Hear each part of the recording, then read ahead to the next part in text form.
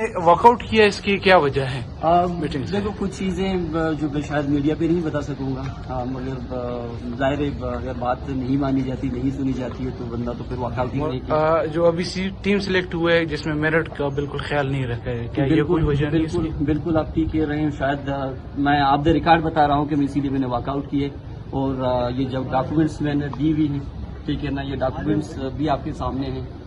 मैं मजीद कुछ कह नहीं सकता क्योंकि मैं अलाउ नहीं हूँ कि मैं वो बात करूँ मीडिया से। आप लोग खड़े हो, थैंक यू वेरी मच। चलिए, बट ये कि मैं अलाउ नहीं हूँ कि मैं उससे बात कर लूँ। थोड़ा सा आप मतलब अगर रोशनी डालते थोड़ा सा।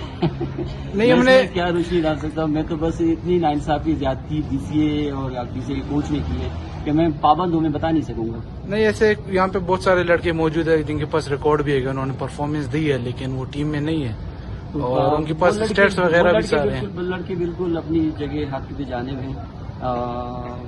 मैं आप तो मीडिया पर्सनल हैं, आप शायद कुछ न कुछ मुझसे निकालने की कोशिश कर रहे हैं, बट ये है कि लड़के अपनी जगह पे ठीक हैं। लिस्ट अगर आप देखें, जो लड़का पूरे पाकिस्तान में फर्स्ट है और पाकिस्तान में थर्ड है और बलुचिस्तान पे सेकेंड है, वो टीम से बाहर है। और कोच का अपना भाई जिसकी परफॉर्मेंस नहीं है वो हिन है, क्योंकि वो कोच का भाई है।